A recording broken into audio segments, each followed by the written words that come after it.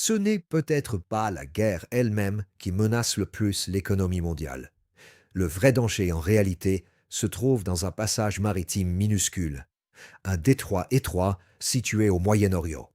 Un endroit que beaucoup connaissent de nom, mais dont peu mesurent vraiment le rôle dans l'équilibre du monde. Ce passage, c'est le détroit d'Ormuz. Et s'il devient trop dangereux, même sans être totalement fermé, les conséquences peuvent être immenses. Parce qu'à cet endroit précis, ce n'est pas seulement une région qui est exposée. C'est le pétrole mondial, c'est le gaz, c'est le commerce énergétique, c'est l'inflation, c'est l'Europe, c'est l'Asie, et plus largement, c'est toute l'économie mondiale qui peut entrer dans une zone de forte turbulence. Quand on parle d'escalade militaire avec l'Iran, beaucoup croient d'abord aux frappes, aux ripostes, aux tensions diplomatiques ou au risque d'embrasement régional. Mais derrière cette dimension militaire, il existe un autre risque, plus discret, plus technique et peut-être encore plus dangereux. Le risque qu'un point de passage vital pour l'énergie mondiale soit perturbé. Et c'est précisément ce qui rend Hormuz si sensible. Le détroit d'Ormuz est l'un des passages maritimes les plus stratégiques de la planète. Chaque jour, une quantité immense de pétrole y transite. On parle d'environ 20 millions de barils par jour. À lui seul, ce chiffre donne une idée de l'enjeu. Une part considérable du pétrole transporté par voie maritime dans le monde passe par ce couloir. Et ce n'est pas tout. Hormuz est aussi essentiel pour le gaz naturel liquéfié exporté depuis les pays du Golfe.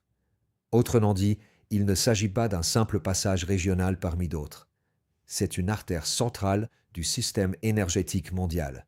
Sans ce détroit, ou avec un détroit devenu trop risqué, les flux se compliquent, les délais s'allongent, les coûts montent et les marchés s'inquiètent immédiatement. C'est là qu'il faut bien comprendre une chose. Le danger ne vient pas uniquement d'une fermeture totale. Il suffit parfois d'un climat d'insécurité, de menaces crédibles, d'attaques ciblées, ou même d'un risque perçu comme sérieux pour provoquer des tensions très fortes sur les marchés. Parce que dans le domaine de l'énergie, l'anticipation joue un rôle énorme. Les prix réagissent souvent avant même qu'une rupture complète ne se produise. Et c'est exactement ce qui rend cette zone si dangereuse. D'autant plus qu'il existe peu d'alternatives solides à Hormuz. Oui, certains pipelines permettent de contourner une partie des flux. Oui, certains États ont essayé de réduire leur dépendance à ce passage. Mais dans les faits, les capacités de contournement restent limitées. Elles ne suffisent pas à absorber tout ce qui transite normalement par ce détroit. C'est cela, le cœur du problème. Le système mondial repose encore sur un point de passage extrêmement vulnérable. Et tant que cette vulnérabilité existe, une crise régionale peut produire des effets mondiaux. Depuis l'escalade militaire contre l'Iran, ce risque n'est plus théorique.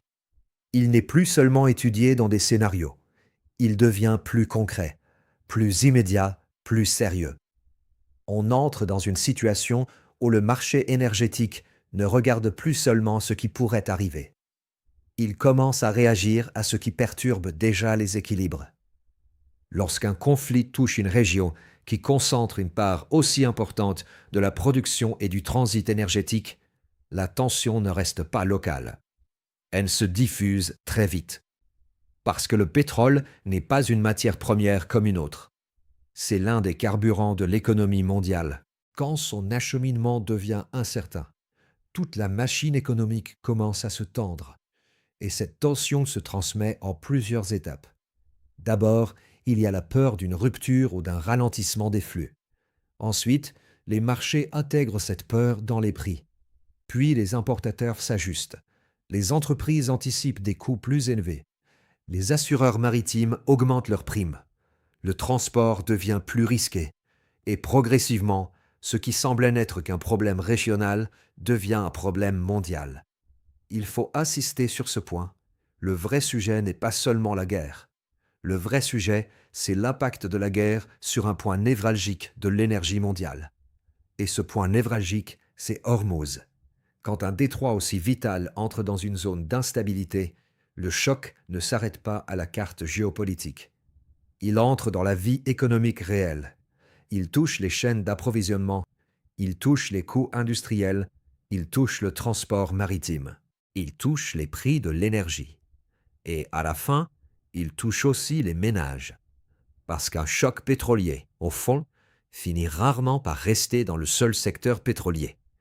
Il se diffuse, il contamine d'autres secteurs, il alimente l'inflation, il fragilise la croissance, il met les banques centrales sous pression et il crée un climat d'incertitude généralisé. C'est pour cela que cette question dépasse largement le Moyen-Orient. L'Europe, par exemple, est particulièrement vulnérable à un retour durable de tensions énergétiques. Non seulement parce qu'elle dépend encore fortement des importations, mais aussi parce qu'elle reste économiquement fragile. Si les prix de l'énergie repartent fortement à la hausse, cela peut raviver les tensions inflationnistes au moment même où la croissance reste faible. Et cette combinaison est dangereuse, parce qu'une économie peut parfois encaisser un choc de prix si elle est en pleine expansion.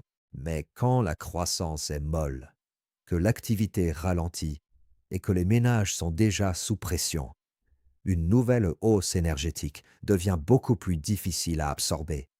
Le problème est donc double. Plus d'inflation, mais pas forcément plus de croissance. Autrement dit, un environnement dans lequel les économies paient plus sans produire davantage. Et cela, pour des pays déjà fragilisés, peut devenir un vrai facteur d'instabilité. L'Asie se trouve elle aussi en première ligne. Une grande partie du pétrole qui passe par Hormuz est destinée aux grandes économies asiatiques.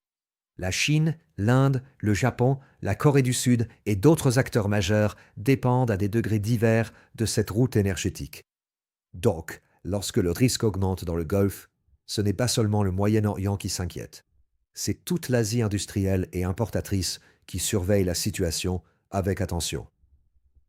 Et quand les grands raffineurs ou les grands acheteurs commencent à ajuster leurs prévisions, leur traitement ou leur stratégie d'approvisionnement, cela montre bien que le problème a déjà changé d'échelle. On n'est plus dans un simple épisode militaire. On est dans une logique de choc global potentiel. Il faut aussi comprendre que le marché pétrolier réagit non seulement aux pertes réelles, mais aussi à la possibilité de pertes futures. Si les opérateurs pensent qu'une route énergétique essentielle peut être menacée, les prix peuvent monter rapidement, avant même qu'un blocage complet n'ait lieu. Cela veut dire qu'Hormuz peut déstabiliser le marché, même sans fermeture totale. Le simple risque suffit parfois à produire des effets puissants. C'est ce mélange entre réalité logistique et anticipation financière qui rend la situation si sensible. Plus le conflit semble imprévisible, plus la prime de risque augmente. Et plus cette prime de risque augmente, plus le pétrole devient cher. Ensuite, toute l'économie doit absorber ce surcoût. C'est là que le vrai danger apparaît clairement. Le vrai danger n'est pas seulement une flambée temporaire. Le vrai danger, c'est l'enchaînement. D'abord, la guerre ou l'escalade militaire fait monter la tension. Ensuite, les flux énergétiques deviennent plus vulnérables.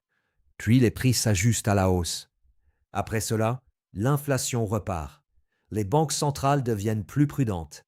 Les entreprises voient leurs coûts grimper. La consommation ralentit. L'investissement hésite. Et les économies déjà fragiles deviennent encore plus vulnérables. Ce mécanisme est redoutable parce qu'il agit en cascade.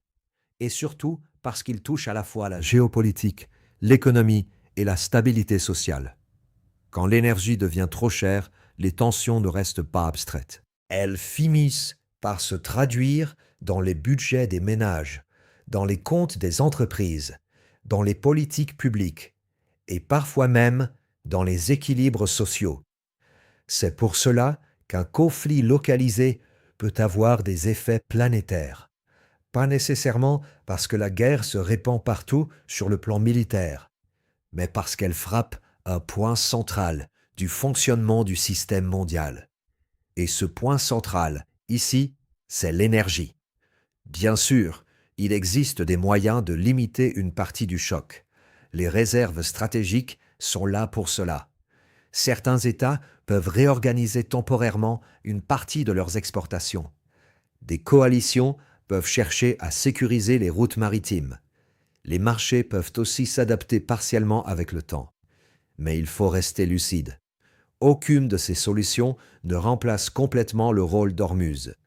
Aucune ne permet de retrouver instantanément des flux normaux, fluides et rassurant, et surtout, aucune n'efface totalement l'effet psychologique sur les marchés. Or, dans un système aussi sensible que celui de l'énergie, la psychologie compte énormément. Quand la confiance disparaît, les prix réagissent. Quand les prix réagissent, l'économie ralentit. Et quand l'économie ralentit dans un contexte déjà fragile, les marges d'erreur deviennent très faibles. C'est aussi cela que révèle cette crise. Pendant un temps, beaucoup ont eu l'impression que le monde avait appris à mieux gérer les chocs énergétiques, que les grandes crises pétrolières appartenaient surtout au passé, que la diversification, les réserves, les nouvelles routes et la mondialisation avaient rendu le système plus solide.